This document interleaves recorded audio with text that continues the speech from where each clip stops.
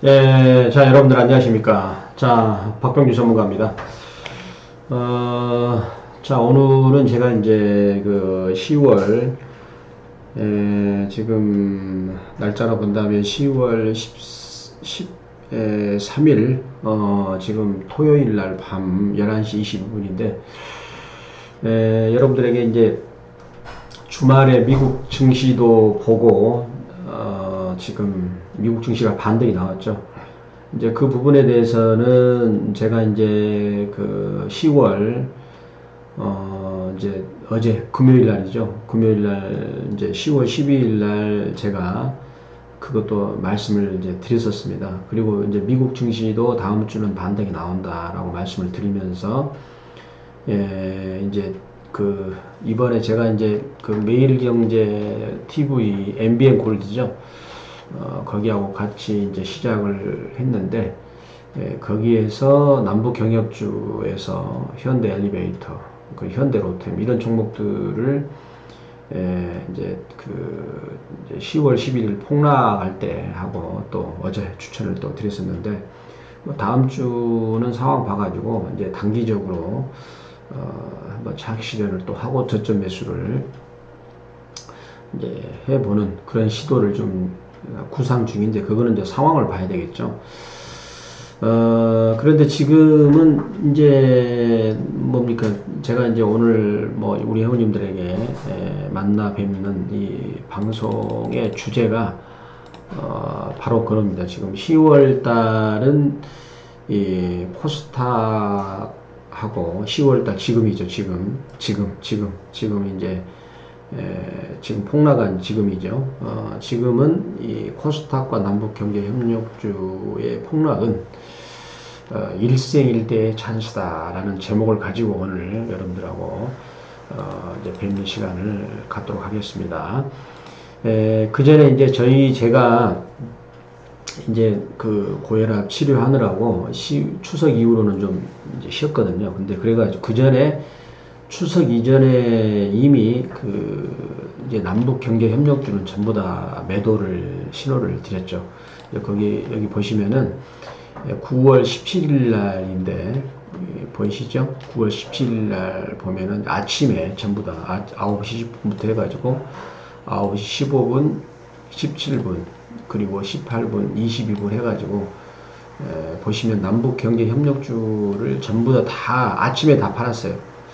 시초가. 왜 그러냐면 호재가 그때 이제 이제 우리 문재인 대통령께서 평양을 방문한다라는 그런 호재가 나옴에도 불구하고 이제 그러니까 음봉이라는 것은 이제 아침에 시가가 출발해가지고 그 후로 가격이 빠지는 거죠. 이제 그것이 나오기 때문에 매도한다 해가지고 그 뒤로 전부 다 뭐 일괄적으로 매도를 다 했어요. 뭐 종목 뭐 대원전선, 뭐 일선, 뭐 현대엘리베이터, 뭐 남아토건, 뭐 삼연철강 전부 다 이런 종목들은 주로 제가 매수 신호를 이제 언제 드렸냐면 여기 표를 보다시피 이제 9월 4일이나 아니면 이제 또 그 전에 8월 초경에 저점을 잡아가지고 했던 종목들이에요. 그래서 9월 4일날 지금 그때 제가 유튜브 강의에서도 드렸는데 그 9월 4일날 해가지고 9월 17일까지 지금 9월 12일까지죠. 9월 이제 여기 12일인데 17일까지를 하더라도 대체로 수익이 이제 남아토건이 뭐 한 14%, 현대건설 12%, 성신야기가 24%, 전부 다 지금 이건산업 39%, 전부 다 수익이 지금 많이 난 상태예요. 여기 보면은 현대로템 해가지고 3표 시멘트 전부 다 재정적이 38%. 자, 있는 상태에서 전부 다 일괄적으로 그 매도를 다 했었죠. 그게 이제 투자 기법상 그걸 간단히 설명을 드린다면, 자, 여기 성신양회가 요거가 17일이잖아요. 그러니까 정확하게 아침에 성신양회를 14,200원에 던졌겠죠. 아침에 팔았기 때문에. 그리고 나서 성신양회가 이제 계속 이제 지금은 아예 급나간 상태예요. 그 뒤로 남북 경협주는 추천을 안 했기 때문에 제가 그 뒤로 좀 쉬었거든요. 계속 이제 치료하느라고 이제 치료가 거의 다 일단락이 된 것 같아요. 이제 치료는 다 된 것 같아요. 그래가지고 이제 여기 와서 남북 경협주를 이렇게 추천을 했는데 추천을 이제 드디어 하고 있죠.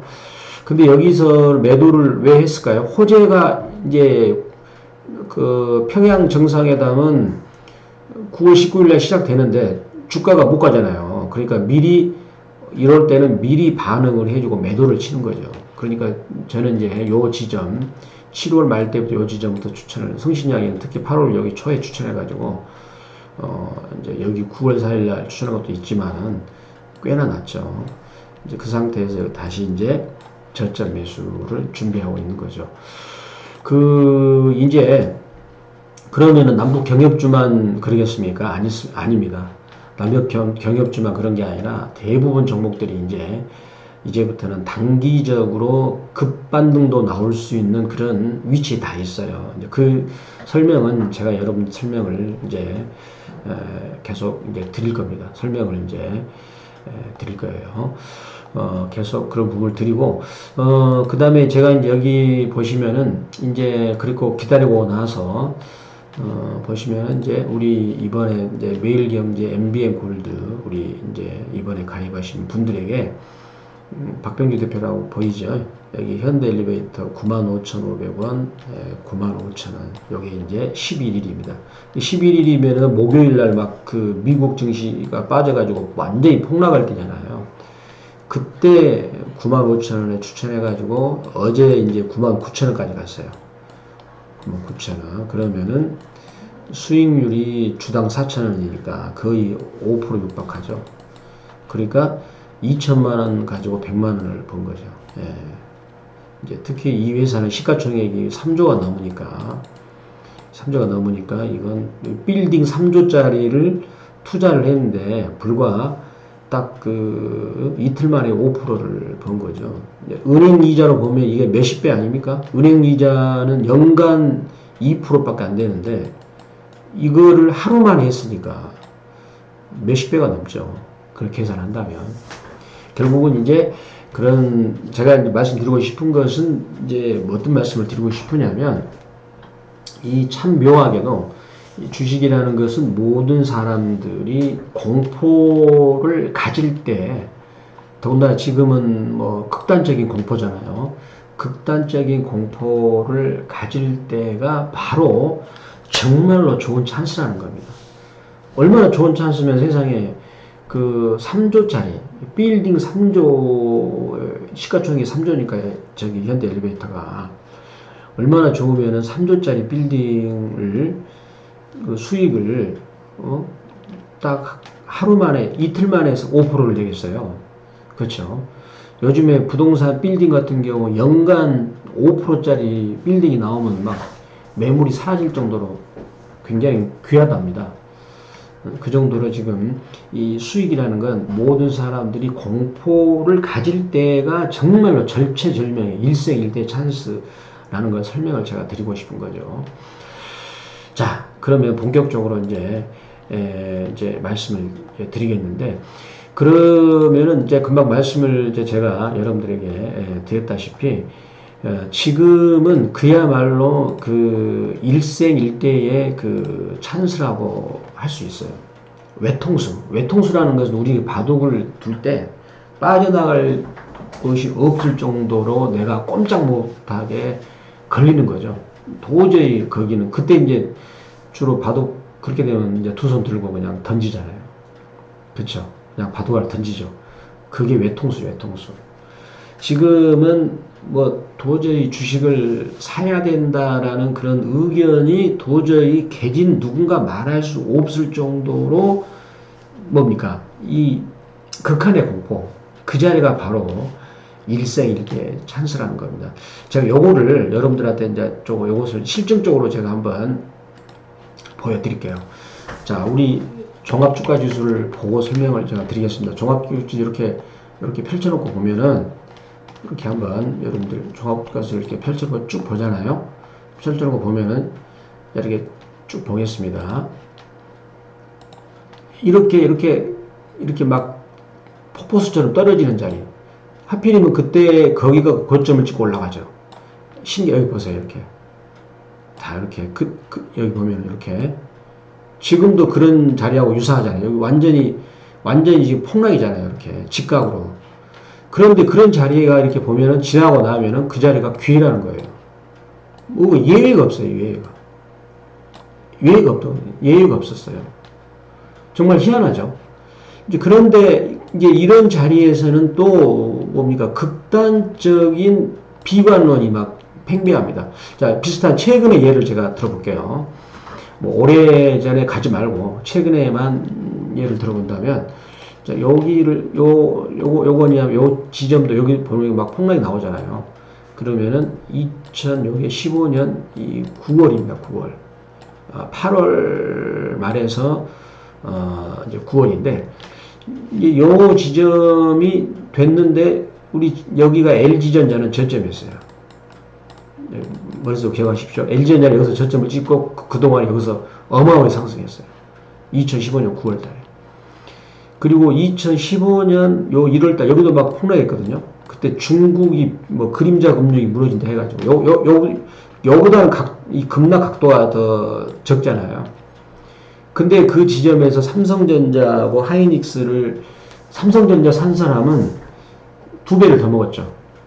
시가총액 뭐 100조짜리가 넘는 회사를 2배 먹었다. 어마어마한 거죠. 생각해보세요. 우리 국민연금이 저기다 만약에 삼성전자 몰빵했다고 해보면은 국민연금이 150조를 투자했다. 그러면은 150조 투자해가 200조를 번 거예요. 어마어마한 거잖아요. 삼성전자는 시가총액이 크니까. 그리고 하이닉스도 요때 비관론이 가장 팽배할 때 여기서 하이닉스를 샀으면은 얼마를 먹었나 한번 보겠습니다. 하이닉스 참 신기하죠. 보시면은 자 머릿속 기억하세요. 그 지금처럼 막 폭락을 막 툭툭 떨어질 때 그때가 왜 기회인가? 자 LG전자 제가 보여드릴게요. 2015년 여기잖아요. 여기 9월달 39,000원이네 글쎄. 그래가지고 11만원까지 왔어요. 그 LG전자도 시가총액 이것도 지금 뭐 10조가 넘잖아요. 그러면은 이 펀드를 거기다 국민연금을 예를 들어 뭐 한 5조원까지 샀다. 5조원 샀으면은 몇 배입니까? 몇 배? 그게 15조가 돼버려요. 우리 종합지수 그때 2015년 9월달에 막 그 중국 대회를 망한다 그랬는데 그때가 LG전 저점이다. 그 다음에 그 2016년에 12월달에 또 11월달 여기가 근데 그때 이제 트럼프가 대통령이 되면 또 미국이 뭐 트럼프가 이상한 사람 해가지고 망한다. 근데 거기서 또 LG전자 저점이에요. 신기하게도 47,000원. 그래가지고 11만원까지 고 그리고 하이닉스 보시고요. 하이닉스 보시면은 2015년 5월달입니다. 여기가 25,000원. 25,000원인데 그때가 어쩌냐면은 그 영국이 그 유럽에서 탈퇴를 하면 뭐 경제 대공황이 온다.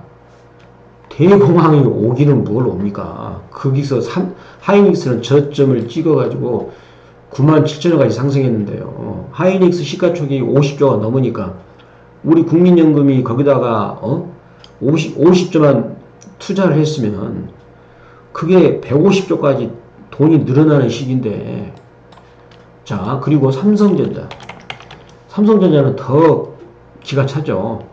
그 2015년 8월달 그때 이제 우리 종합지수 저점 그때 2만원에 샀더라면 얼마까지 왔어요? 57,000원. 그러죠?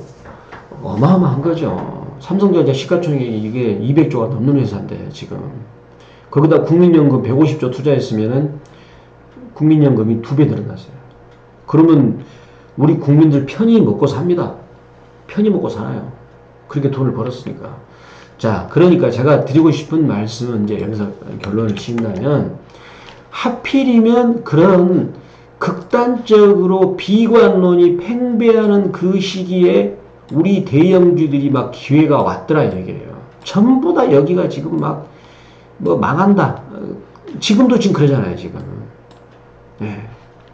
자, 따라서 지금이 일생일대의 찬스다. 그러면 이제 그 비관론이 팽배할 때 또 급등주들은 얼마나 갔겠어요. 뉴프라이드 봐봐요.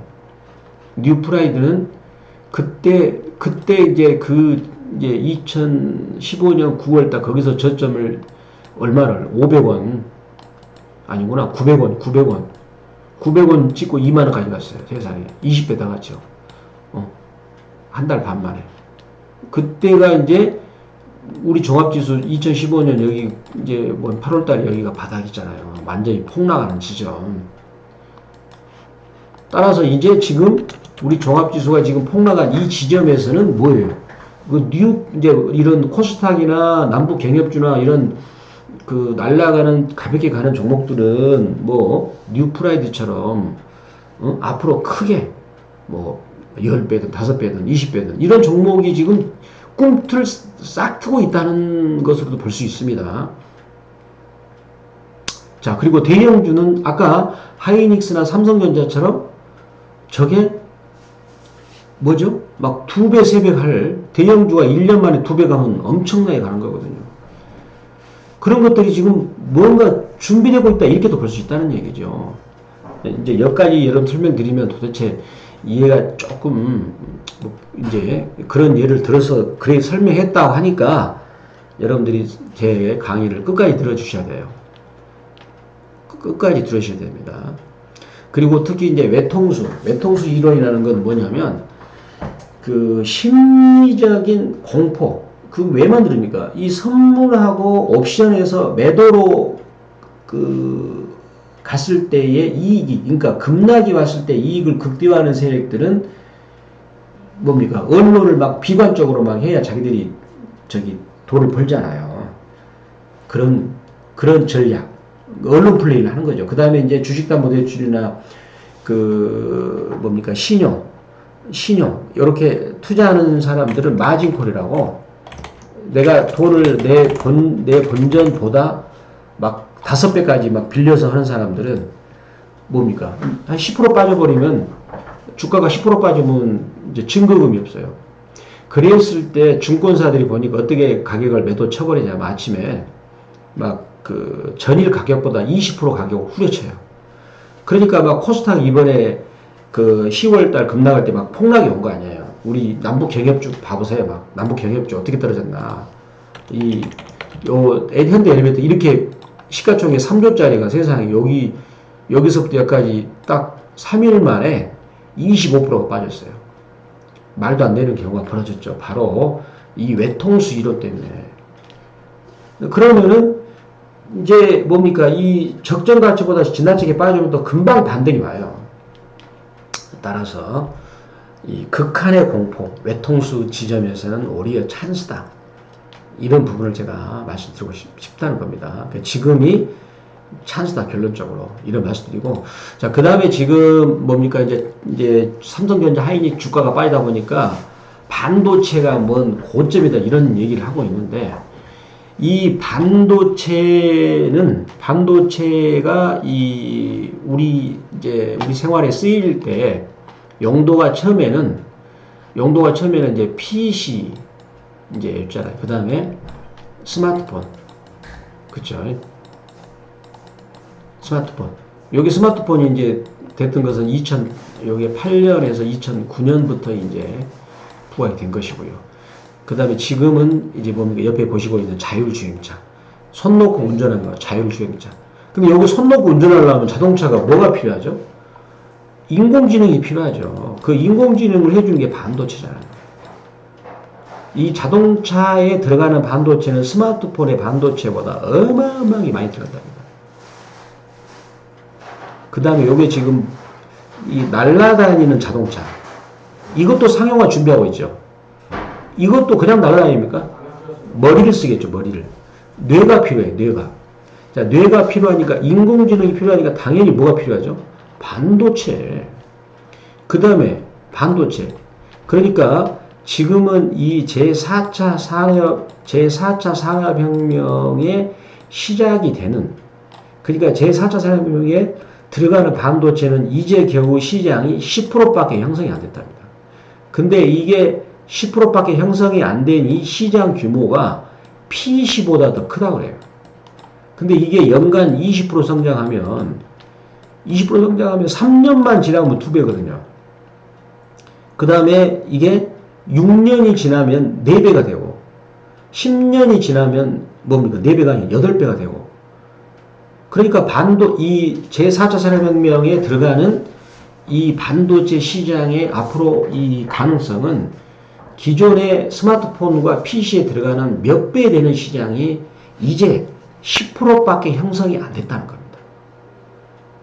자, 따라서 반도체 고점론은 제가 보기에는 일단은 좀 약하다. 그래서 지금 현재 뭐 그걸 따라서 지금 삼성전자 하이닉스 우리나라 반도체의 그 종목의 저평가는 말도 안 됩니다. 지금 자 무슨 얘기죠? 이게 퍼라는 게 있는데 이 퍼가 5배가 안 돼요. 근데 지금 미국의 마이크로는 퍼가 15배. 그러니까 앞으로 삼성전자 하이닉스는 주가가 앞으로 3배를 가도 괜찮다는 얘기예요. 내가 쉽게 설명드립니다. 이제 저평가돼 있을 뿐만 아니라 반도체 시장은 앞으로 제4차 산업혁명 그리고 5세대 통신에 들어가는 그런 새로운 반도체가 그런 시장이 이제 겨우 10%밖에 생성이 안 됐다. 그게 만약에 100%까지 채워질 때는 과거의 PC나 스마트폰보다 훨씬 더 큰 그런 시장이 될 것이다. 따라서 반도체가 끝났다 해서 우리나라 시장이 끝났다 그 말은 아니고 여기서 좀 더 커지는 시장이 온다. 그 얘기를 제가 말씀드리고 싶은 거죠. 그리고 또 이제 요거는 조금 이제 어려운 이제 이론인데 자, 미국 기준금리하고 국고채를 보면 지금 대세 파동 실적 장세 이제 요거인데 이제 이게 무슨 얘기냐? 장세가 유동성 장세가 있고 그다음에 좀 빠졌다가 실적 장세로 가고 이제 마지막에 오파라 끝나는 거예요. 이렇게 되는데 지금 그 신흥 국가들 한국, 중국, 뭐 홍콩 이런 데는요. 여기 저점이 2016년 여가 1월달에 저점이었어요. 그리고 여가 18년 1월달이 이제 고점이었거든요. 그러니까 요 여기까지 유동성 장세가 요게 유동성 장세라고 유동성 장세라는 건 그야말로 돈의 힘에 의해서 올라오는 거. 실적은 없는데 그냥 돈의 힘에 의해서 그랬잖아요. 그런데 미국이 뭐랍니까 지금? 미국이 지금 기준금리를 올리고 있잖아요. 미국 기준금리가 지금 2%까지 올랐고 미 국채가 10년물이 지금 3.25까지 갔죠. 네. 그러면은 이 기준금리를 올리면은 이제 어떻게 됩니까? 돈을 빨아들이는 거예요. 유동성이 이제 줄어드는 거죠. 그러다 보니까 그것에 대한 불안감으로 이제 그 주가가 여기 한 이제 세계 증시가 올해 1월 달부터 지금까지 빠진 거예요. 이렇게. 그러니까 유동성 장세에 일단락이 되고 그 다음에 여기서부터 이제 크게 가는 게 실적 장세. 자, 여기서 이제 실적 장세로 가면은 그 파동은 더 유동성 장세보다 더 길게 되는 겁니다. 자, 이제 그 말인데, 과거 2004년에가 이제 실적 장세가 2004년에 여기가 그 10월 달부터 만들어져 가지고 여기가 이제 여기까지가 2007년에 10월까지 끝났어요. 3년 정도 됐거든요. 그래서 앞으로 그때의 부분하고 2018년 이 부분이 유사하다. 이제 그 부분을 왜 그러냐면 미국 GDP 때 성장률이 4%대가 진입했던 게 2018년 가을하고 2018년 가을 유사해요. 그러니까 미국이 지금 완전 고용 상태고 GDP 성장도 4%대가 되니까 이제 미국도 기준금리를 올릴 수밖에 없는 거예요. 기준금리 안 올리면 이제 물가 폭등 때문에 경제가 완전히 쓰러지거든요. 네. 이제 그래서 그런 부분을 봤을 때 유사하고 이제 그렇다면 우리 신흥국가라는 거는 미국 빼놓고 일본이나 신흥선진국 빼놓고 우리 중국, 한국, 홍콩, 이제 그 브라질 이런 데가 되겠죠. 근데 이런 국가들이 이제 이런 이제 그 미국 달러 유동성 장세가 끝났다는 겁니다. 이제 그거는 자 그리고요 그렇게 표현할 수가 있겠고 제가 그거는 여러분들한테 그래프로 좀 설명을 드릴게요. 그 다음에 또 이제 이제 그 저점에서는 이렇게 따라서 극단적인 비관론이 팽배합니다. 그런데 여러분 여기서 아주 중요한 신호가 나타나고 있어요.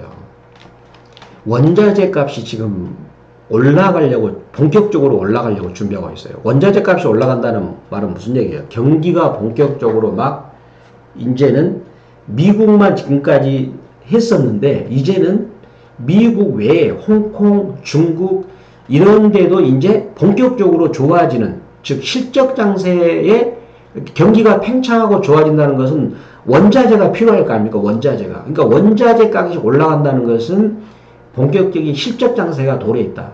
이제 그거는 또 미국 국고채 금리가 3%대를 찍어주니까 그렇게 된 거거든요. 이런 부분, 근데 이 원자재 값과 니켈이나 구리통 이런 원자재, 이거는 그 경기 흐름의 필수 원자재입니다. 석유값도 그렇지만 얘들은 한국, 홍콩, 중국하고 동행 변수로 움직인다는 거예요. 자, 요 부분을 여러분들한테 이제 말씀을 드리겠고요.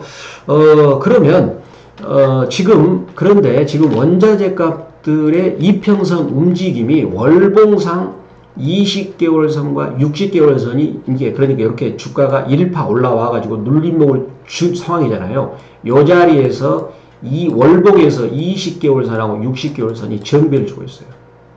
그러면 그랬을 때 요거를 1파라고 그러고 2파 올라가면 큰 3파가 나오는 거죠. 그러니까 원자재 값이 올라간다 그 말은 이제 돈들이 이제 미국 채권에서 주식으로 넘어오는 그레이트 로테이션. 그러니까 그레이트 큰 흐름이 바뀐다. 로테이션. 그런 뜻이잖아요. 그러니까 미국 국채는 이 3%대로 올라가게 되면은 경기가 좋아지게 되면 국채값은 떨어지거든요.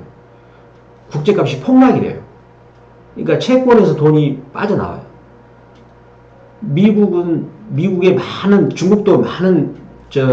중국은 돈을 버는 쪽쪽 미 국채를 사두었거든요. 미 국채를. 근데 국채 금리가 올라가면 국채 가격이 떨어지죠. 떨어진데 국채를 들고 있겠어요.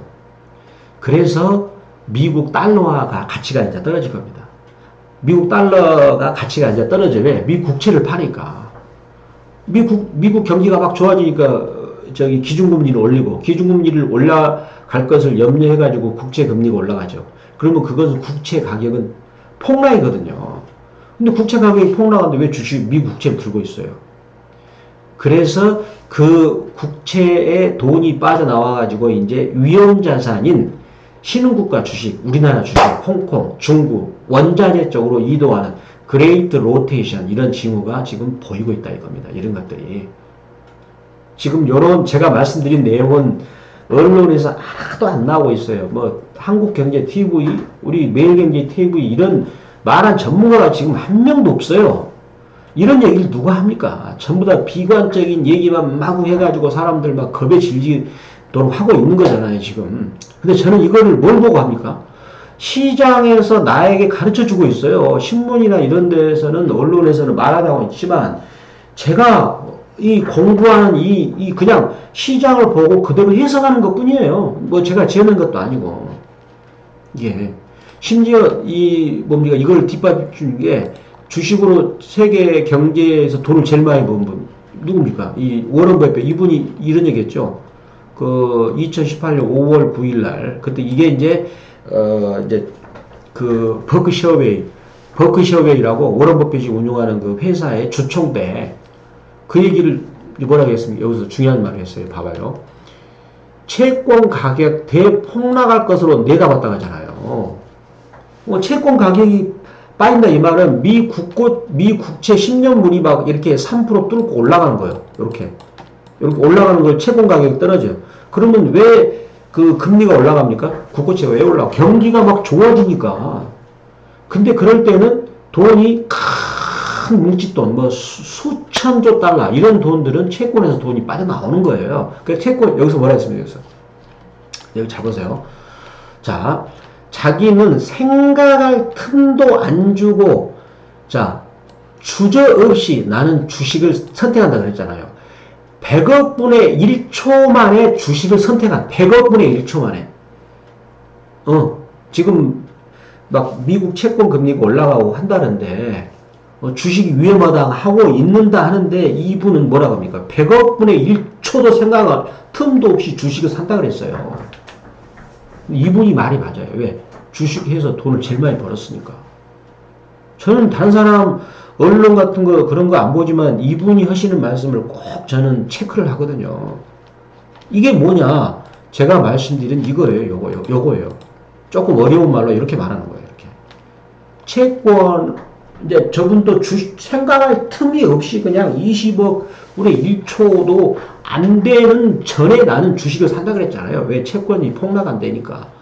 그게 뭐냐? 좀 유식한 말로 뭐라고 합니까? 이게 돈들이 저기 뭐 안전자산 채권에서 주식으로 넘어온다. 이게 그레이트 로테이션 이렇게 말할 겁니다. 자, 그러면 요거를 제가 여러분들 그래프를 보면 설명을 드릴게요.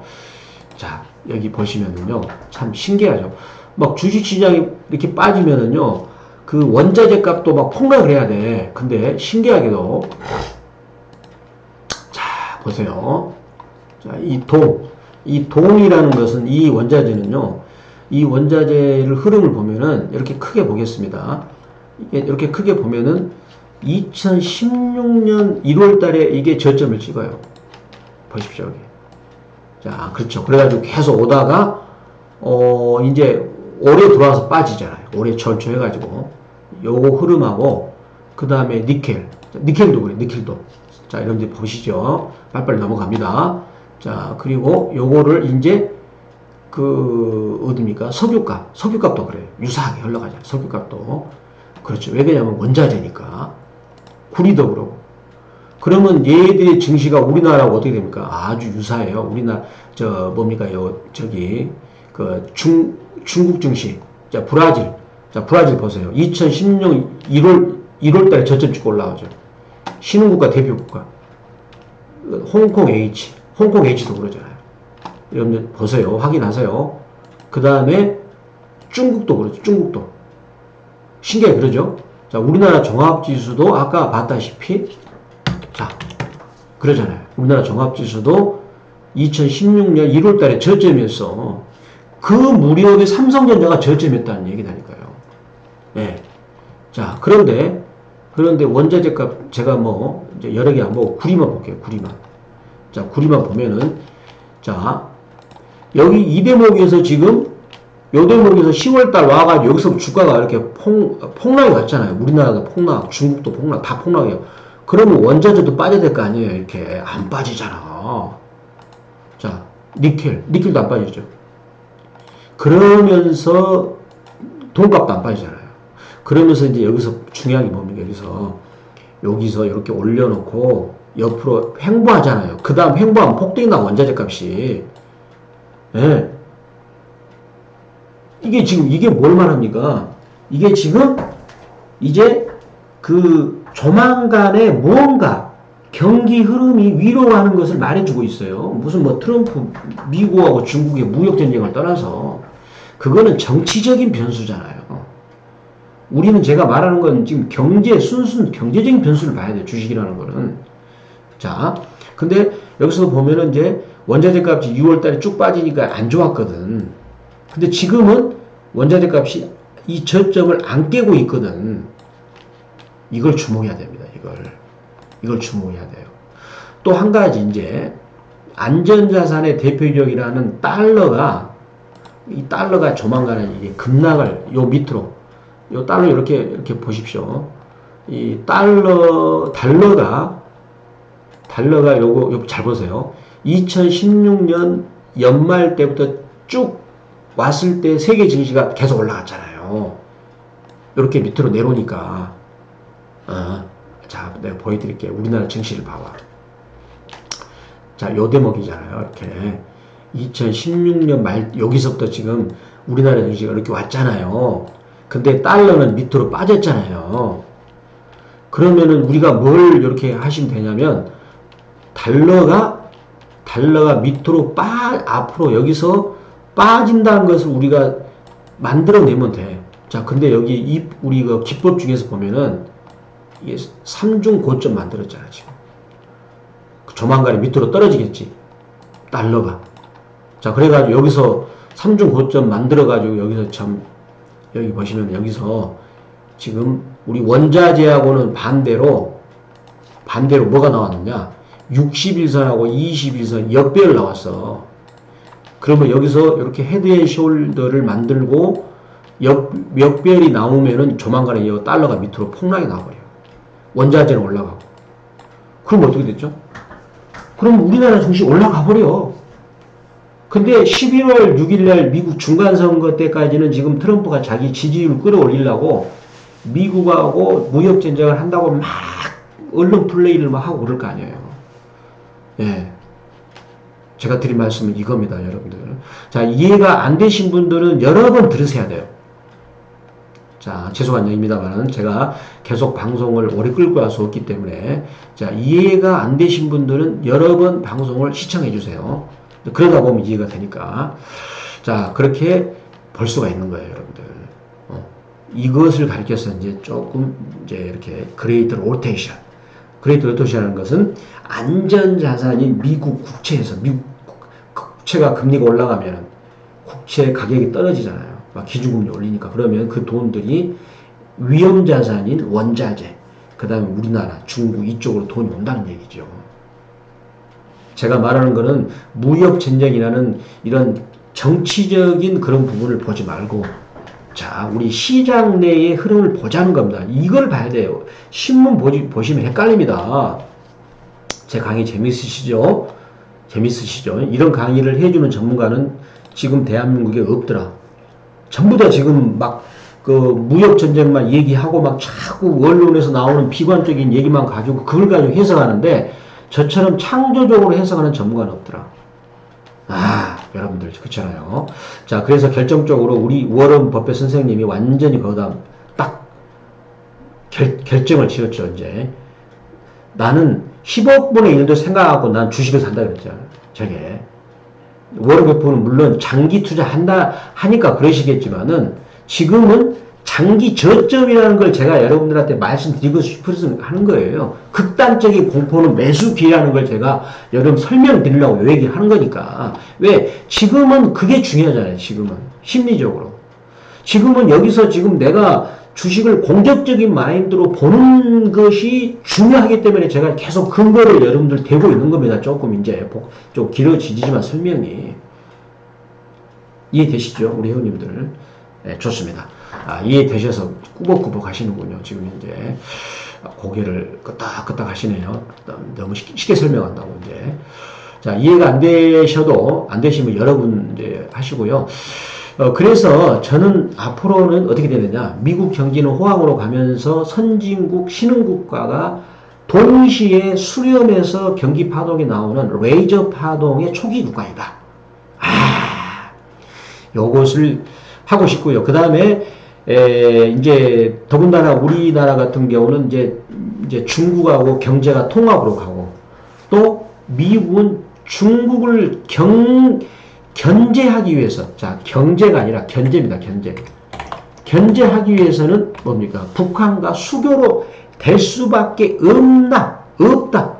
자 그래서 요거를 이제 요걸 따라서 그런 어떤 역사적인 흐름을 가지고 파악한다 했을 때 우리나라 그림을 연봉으로 보면 지금 어디하고 유사하다? 요 자리다. 요 자리. 여기 수렴대, 삼각형 수렴대를 자 직선으로 제가 해드릴게요. 자 여기 보시면은 장기 10년 동안의 삼각형 수렴대를 돌파하는 자리. 그렇죠. 따라서 요 지점하고 유사하다. 따라서 우리나라 증시가 앞으로 이렇게 여기서 그 한 290%가 올라가지 않습니까? 4년 동안. 이거를 월봉으로 보면 이거를 달러화로 해석하면은요, 더 멋지게 해석이 됩니다.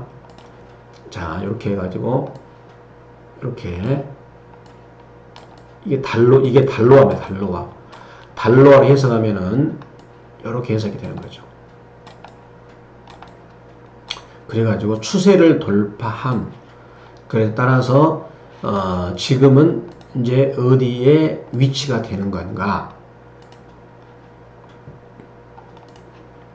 지금은 뭡니까? 이렇게 돌파하고 나서 눌림목, 요 자리하고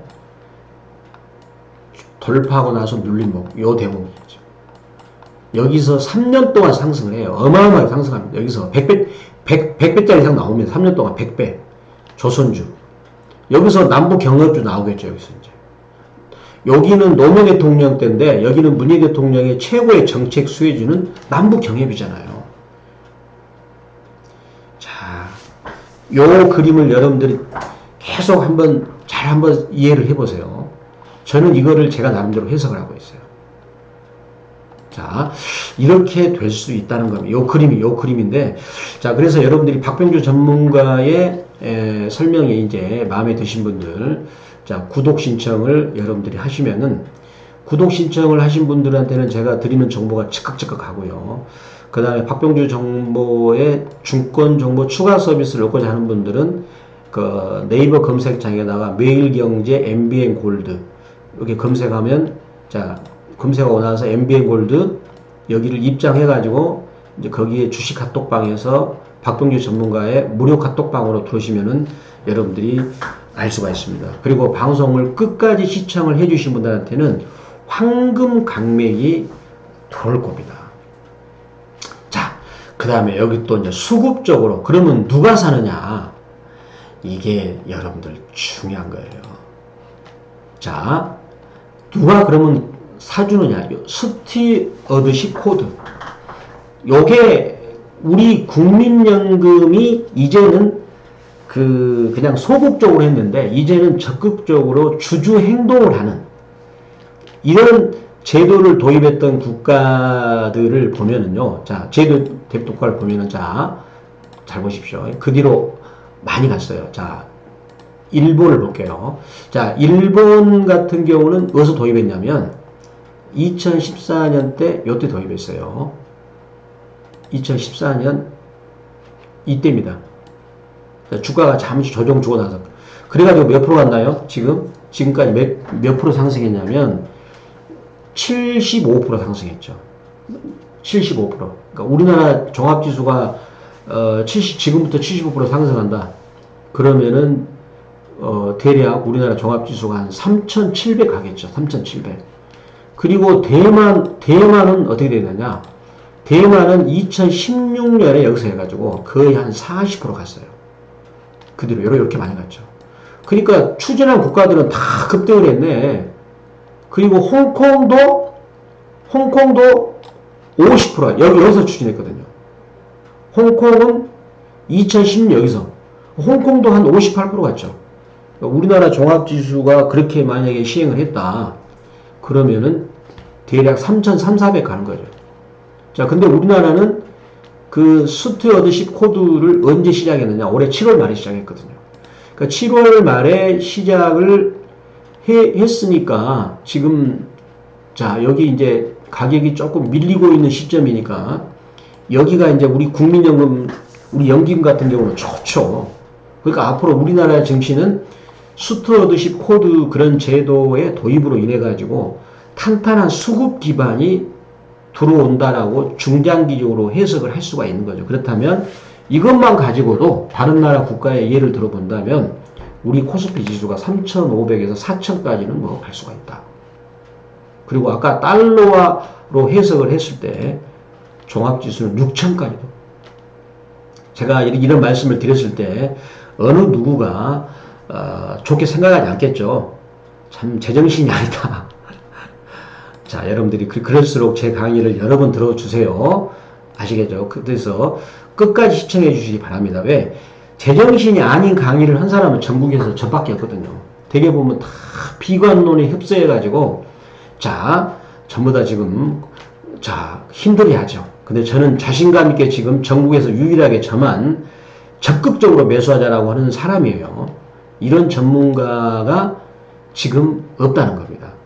따라서 이 점이 바로 지금이야말로 우리나라 시장이 엄청난 기회가 된다. 이런 것을 제가 말할 수 있겠고요. 그 다음에 한 가지 이제 조심해야 할 것은 큰 손들은 지금처럼 바닥에서 쉽게 기회를 안 줍니다. 그러면 어떻게 하죠? 막 비관적인 뉴스를 퍼뜨려 자기들이 막 그 싸게 매집할 수 있지 않겠어요. 예, 싸게 매수할 수 있을 겁니다. 비관적인 뉴스를 막 퍼뜨려야 자기들이 싸게 매집하니까. 자, 이게 이제 우리가 그래프를 가지고 설명드리냐면 이게 무슨 말이냐면, 자, 한번 보시자고요. 요럴 때 우리 2009년 금융위기 때 요때 자 2011년 그때 미국발 금융위기, 유럽발 금융위기 전부 다 금융위기란 말이 나올 때가 그때거든요. 그때 그 바닥에서는 2달 정도 맨날 비관론만 나옵니다. 그래야만 사람들이 주식을 다 팔도록 해야 되잖아요. 싸게 팔아야 돼. 싸게 사람들이 팔도록 하고 자기들은 비싸게 그걸 싸게 사야 돼. 싸게 사가지고 나중에 비싸게 팔아야 되니까. 자, 제가 설명 잘한 것 같은데요. 그 정도 드렸으면은. 그렇죠. 시청자 여러분들. 네. 그렇게 자기들이 싸게 사니까. 그리고 요것을 우리가 그래프상에서 제가 분석을 해 본다면, 자, 보시면은요. 요 기술적 분석인데, 자, 여기를 보겠습니다. 지금 21선 각도 21선하고 그리고 61선이 여기 지금 있거든요. 전부 다 각도가 하락이잖아요. 꺾였어요, 이미. 이 꺾이게 되면은 여기서 조심해야 돼요. 여기서 요 정도 오면 저항받고 또 급락이 옵니다. 자, 이게 무슨 말이냐? 여기 보시면은요. 2011년에 예를 들어보겠습니다. 자, 2011년에 예를 들어본다면, 자, 여기 보시면요. 올라갔다가 다시 막 급락이 나오고, 올라갔다가 급락이 나오잖아요. 그러면 요 급락이 나오면 또 거기서 또 막 비관론이 나와요. 그러면 사람들은 요런 자리에서 전부 다 주식을 다 팔아요. 그래가지고 올라가면 계속 팔아요. 그렇게 만들죠. 그러니까 따라서 우리나라 여기서 종합이 계속 가는 게 아니라 올라갔다가 또 빠지고, 따라서 그 저항 라인에서 좀 기민하게 움직일 필요 있어요. 자, 제가 요 부분을, 그런 기민하게 움직이는 거 단순합니다. 어렵지 않아요. 아주 쉬워요. 근데 그거를 모르는 사람들은 어렵죠. 이제 모르는 분들은 어렵지만, 근데 박병주 전문가가 하시면 너무 단순하거든요. 쉽거든요. 이제 그런 점을 조심을 해야 된다.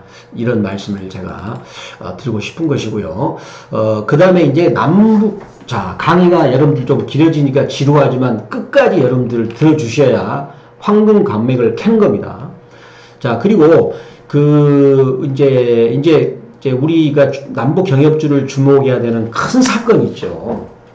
우리 6월 12일 때 그 북미 정상회담 이후로 주가들이 다 폭락을 했어요. 예. 물론 저 같은 경우는 그때 이제 남북 경협주를 5월 말 때 전부 다 매도 신호를 드렸습니다. 3월, 그러니까 우리 대우A나 대아티아 이런 종목들을, 철도 관련주를 3월 20일 때 추천을 해가지고, 추천을 여기 보시면 3월 19일, 3월 21일, 요때거든요. 근데 3월 20일 때 전부 다 추천을 해가지고, 저는 이거를 매도를 언제 했느냐? 매도를, 5월 30일, 그때 매도를 전부 다 했어요. 그 뒤로 얘들이 지금, 그 뒤로 수익이 뭐 419%, 520% 났는데, 이제 이런 것들이 또 이제 올 수가 있죠. 올 수가 있는데 6월 12일 날 이후로 주가는 빠졌는데, 왜? 그때는 북한 경제 제재를 한다 그랬잖아요. 명백하게. 저 오른 게 남북 경제 협력 때문에 올랐는데 경제 제재를 한다니까 주가가 당연히 폭락이 나오죠. 자, 여기서 그렇다면 11월 중순경에 2차 북미 정상회담하고 이제 김정은이 12월 달에 서울을 답방 올 때는, 그때는 이제 뭐하러 해야 될까? 뭘 해야 될까요? 종전선언도 있지만, 금강산 관광, 개성공단, 그 다음에 기타 경제 제재를 점차적으로 푸는 조치가 저는 나올 거라고 봅니다. 자, 그러면 경제 제재를 푸니까 주가는 어떻게 되겠어요? 올라가겠죠. 그렇죠? 그래서 남북 경협주들이 이번에 여러분들 이제 많이 빠졌어요. 저는 그래가지고 남북 경협주를 또 이제 그 10월 11일 날 현대 엘리베이터 추천을 했고, 뭐 그 외에도 다른 종목도 추천을 했어요. 자, 했는데 기다렸다가 이제 한 건데, 이제는 남북 경협주들을 이제는 이제 매수를 해야 되는 그런 시기가 이제는 왔습니다.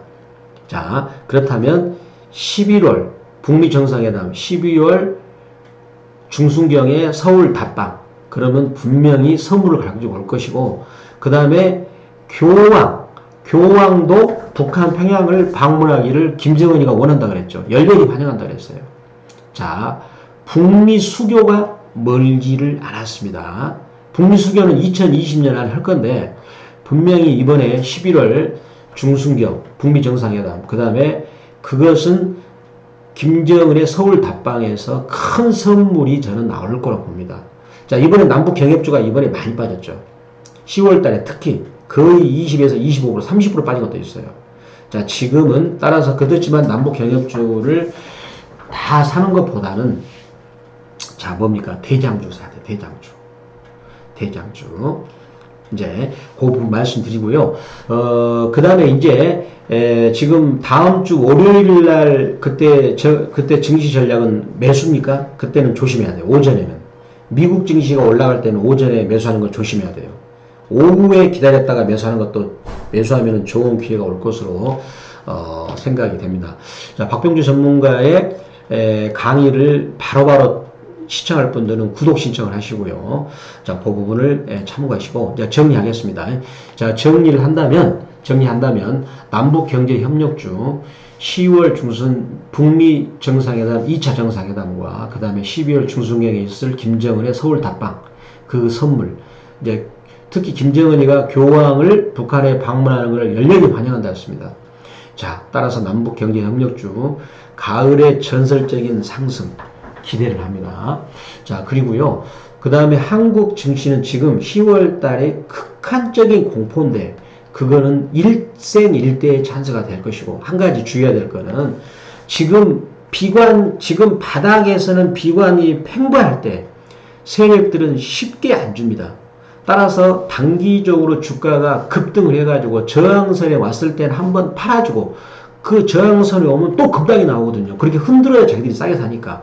따라서 저항선에 왔을 때는 빨리빨리 대응을 좀 해야 거기서 내가 큰 찬스를 맞이할 수가 있다. 심리적인 마인드를 내가 키울 수가 있다. 이런 부분을 말씀을 드리겠습니다. 자, 여러분들 오늘 끝까지 시청해 주셔서 대단히 감사드립니다.